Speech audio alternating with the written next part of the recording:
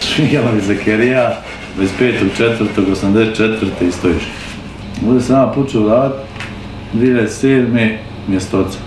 Otac ošao u invalidsku penziju i tad je bilo da možeš zamjena se pravi. Tad sam, tako sam došao direktno u radionu, jer sam automehaničar i sad po struci da on mene daje nešto tam, radim jako praška što ja nemam volje, ja imam volju za ovo.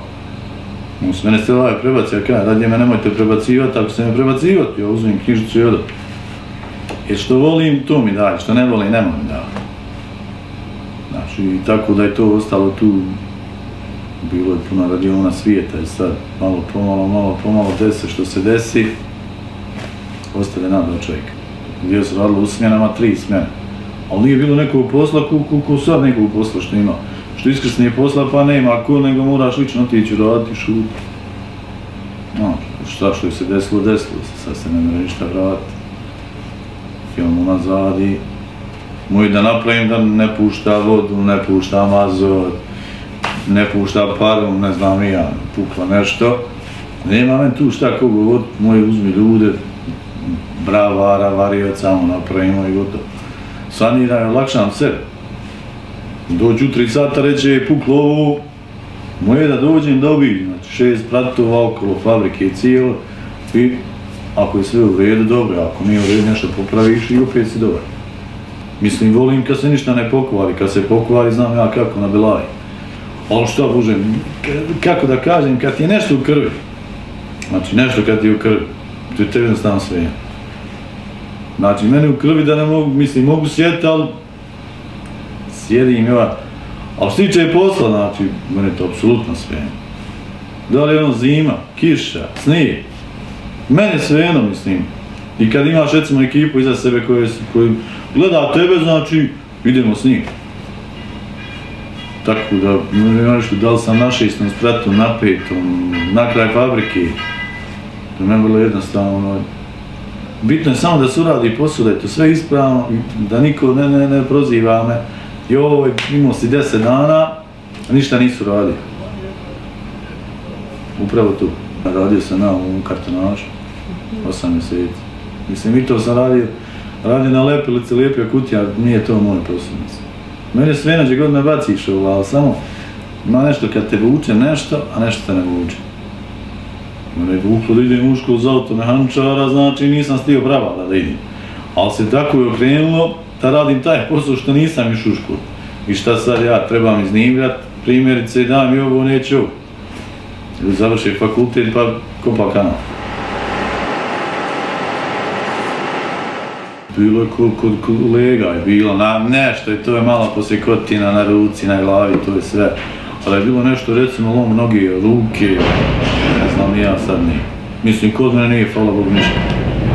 Moraš pasti, nije to samo joj, ajmo s drvetom u jagode. Moraš razmišljati kad nešto radiš, još sve ruku otkinu, glavu, nogu. Prvo sebe paziš, onda ideš posao raditi. Da ti jednostavnije, pa ako ćeš se ti sad slomiti ruku, ostati invalid, Bože moj, šta si napravi? A ima svijeta koji ne razmišlja. Znači, hajde, joj, vi će otkinu ja ruku, pa vi se razmišljao kada nisam. Razmišljaš, prvo razmisliš dolazak, posla, ovo, ono i onda idemo dalje. Ali to ti je tako, joj, danas se gine na malim sitnicama. Sve je to bilo dobro prije. A kakva nam korist kad se sve okrene naopako. Sad ću u ovoj državi razmišljati nešto, prvo posla ima, pa ne. Znači plati ti 300-400 maraka i radiš ko životinja. Ne pitate ni možeš li, ne možeš, imaš kad odmorit, nemaš kad odmorit, jesi li evo, nisi li evo. Nema to, znači evo ti pare, evo ti sve na vrijeme ti evo, ali jarane lanci života. To je takva država, suvišno je to prvo priča kod nas. Ali to je sve kriv svijet, to niko nije drugi kriv. Svijet iziđe, glasa, I opet izabere kontra. Niko da malo kaže, on napravi malo promjenu. Znači, moramo trpiti 4 godine neku drugu da vidim, ako je to pozitivno, nekada. Ako nije pozitivno, skidaj, ajmo drugu. Pa sada vidimo šta, neko, on je dobar, što je lijep, da ga izaberem.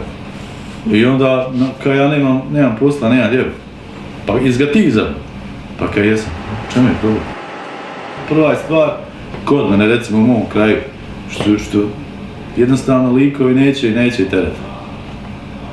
Znači, suvišno je nekom deovu, neće, to ti je Facebook, mobitel i dovoljno njem danas kad mu da mati ili sestra, kad mu da Marku, njem je to dao.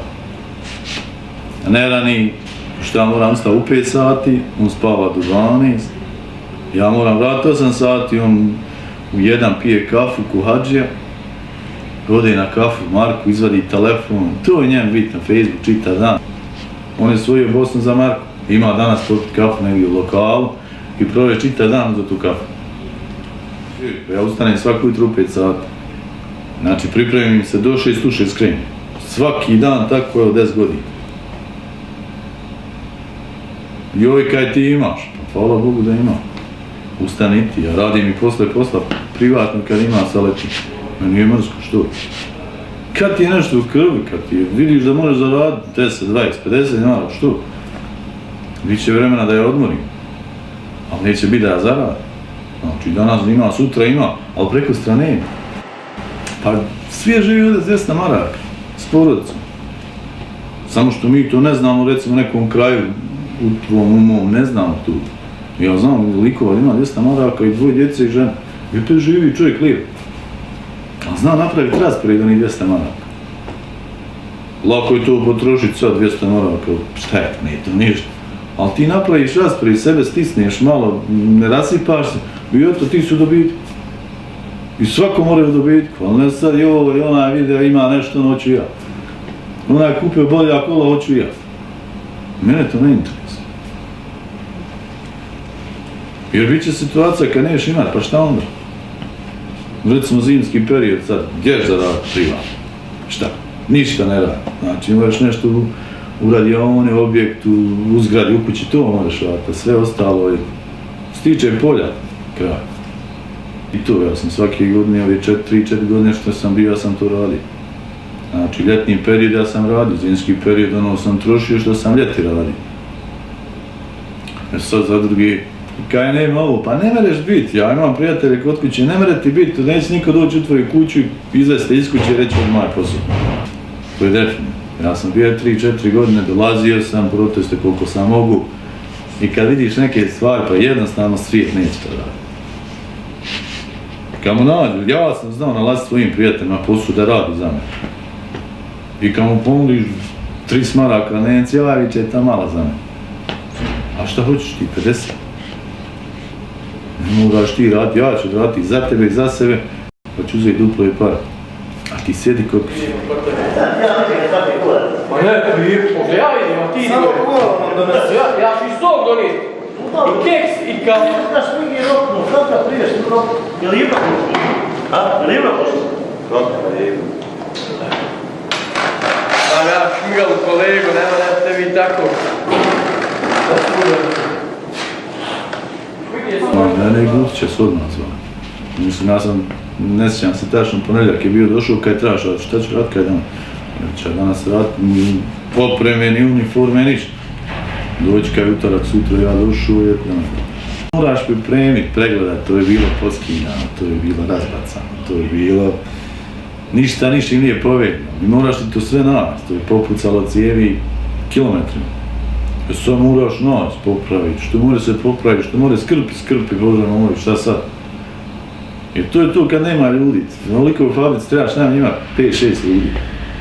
Da jednog pošalješ onda, drugog, onda trećeg, onda i samo da obilaziš tu da gledaš kontrolu, je li urađen posao. Šta si ti ovo?